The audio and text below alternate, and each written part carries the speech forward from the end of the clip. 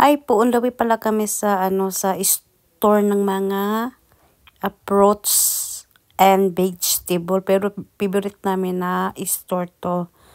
So dahil pupunta kami, habang si Mr. ang nagdadrive, ako naman ay kumakain sa akong favorite na yogurt, Greases yogurt na strawberry ang flavor. Nagdala talaga ako kasi nagmamadali na kami. Sabi ko, sige, sasakyan ko na lang siya kainin. Natikman ko to nung pumunta kami sa Netherlands. Sabi ni Mr. mayroon na dito sa Germany na nagbibinta niyan. So, ayan, bumili si Mr. And ito na yung way doon sa fruits na store or vegetable na store na pupuntahan namin. So, malapit-lapit na talaga kami, guys.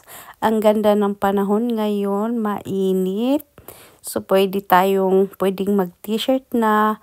Tapos, ayan, may sign na mansanas. Ibig sabihin, malapit na talaga kami doon sa store ng prutas at vegetable. Favorite namin to na store. So, maraming tao ngayon kasi maraming nakapark na sasakyan at saka yung mga tao naka-t-shirt. Sabi ko sa inyo, mainit talaga ang panahon. So, nakapark na si Mr. Kami ni Junakis, kukuha na kami ng cart kasi doon namin ilagay yung mahanap naming mga prutas na bibilhin namin. So, pagbungan mo pa lang sa entrance, ayan na yung mga prutas, vegetable, iba't ibang kanang vegetable, organic yan siya lahat, guys. Tapos tumikim na si Junakis, and then pagkatapos yung tumikim, kumuha na siya ng isang kartong Fuji apple juice. Kata siya ng mansanas. Favorite na ni Junakis. Tapos, niyang kumuha doon, ako naman ay naghahanap na ng mandarin. Orange pa siguro na, guys. Orange, no? Na sobrang tamis, murag may asukal. Tapos sa orange, ako naman naglagay ng mansanas na super crunchy.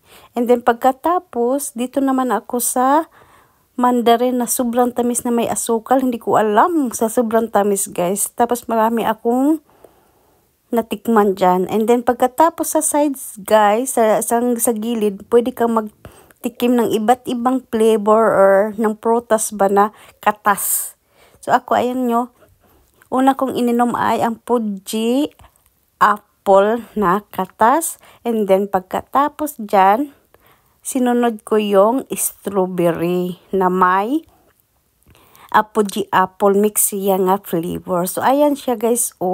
Marami kayong pwedeng pagpilian na flavor na kaniyang mansanas na katas ba. And then pagkatapos, marami din silang mga mamalade or mga jam na binibinta. So marami kayong pagpilian dito lahat.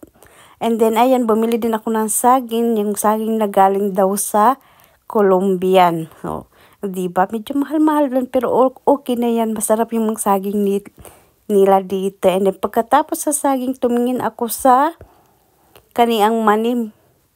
Medyo mahal-mahal lang yung manin nila, pero hindi siya durug-durug ba.